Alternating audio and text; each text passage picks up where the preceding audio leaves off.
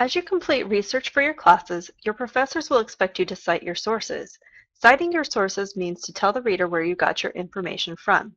There are several different formats for this, the most popular being MLA and APA. Check with your professor about the requirements for your specific classes.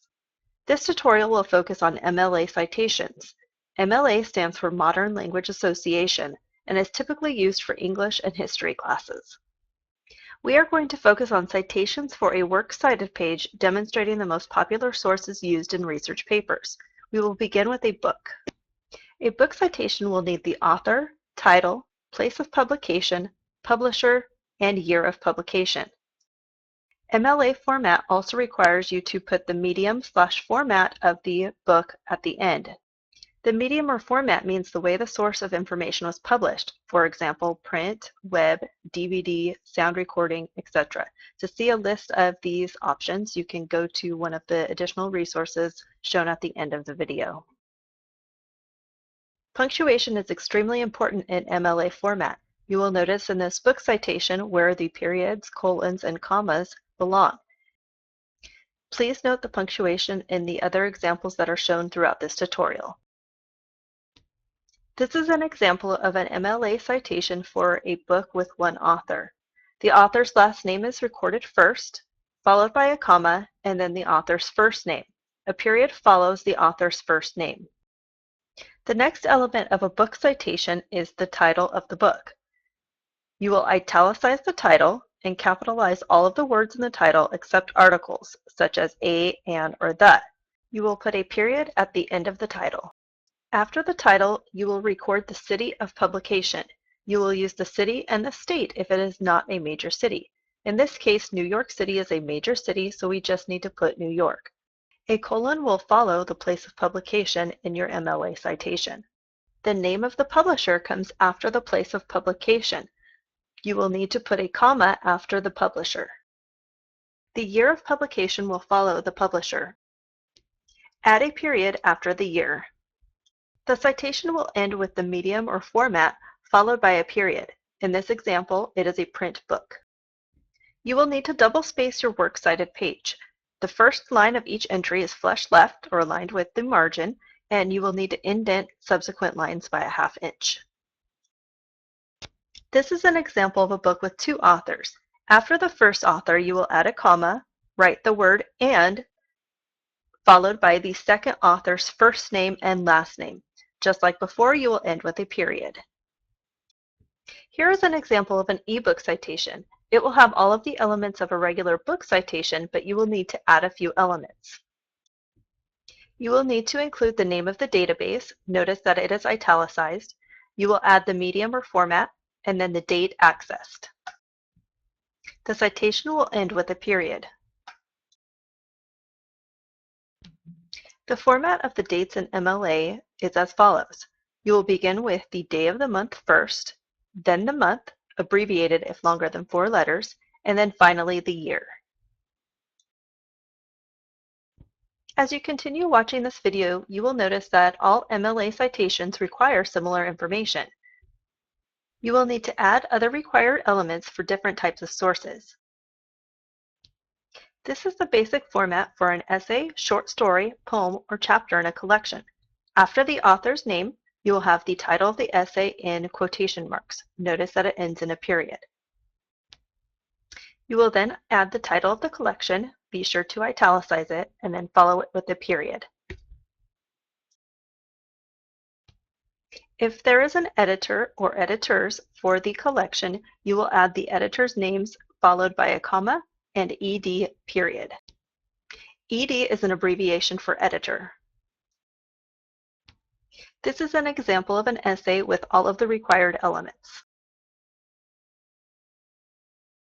A citation for a newspaper or magazine article is similar to that of an essay.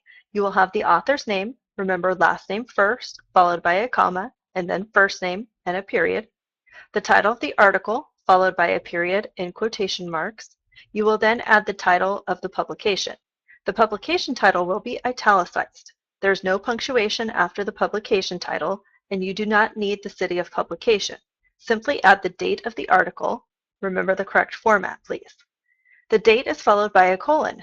then record the page numbers of the article as well as the medium of publication.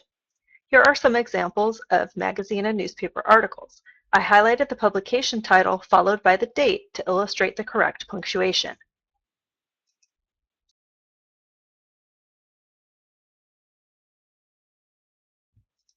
If you retrieve a newspaper or magazine article electronically, the medium of publication will be web, and you will add the date accessed at the end of the citation, followed by a period. If the page numbers are listed on the electronic version, record them in the citation.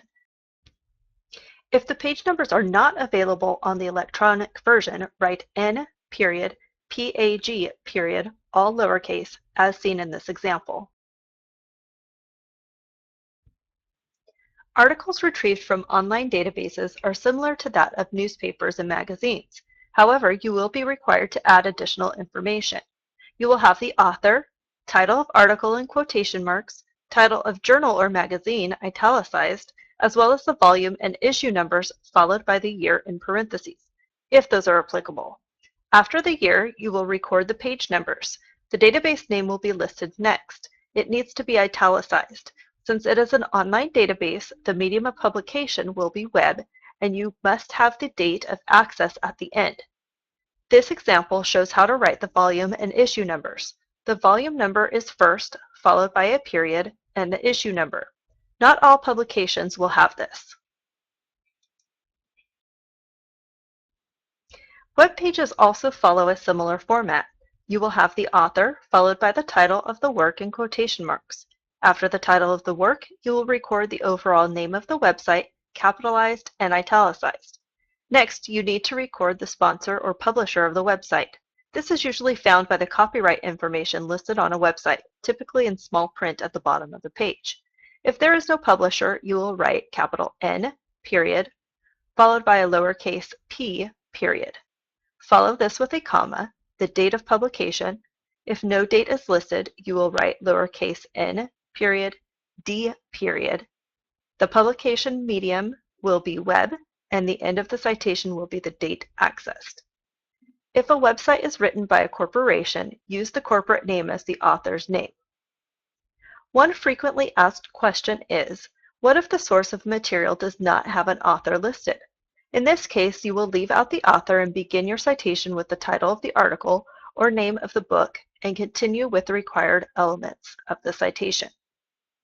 There are many additional resources available to help you with MLA citations, including the Fresno City College Library Guide, Citation Helper, Andy Spink's MLA Citation Guide available online, the Online Writing Lab from Purdue University, also known as OWL Purdue, and you can always ask a friendly librarian to assist you.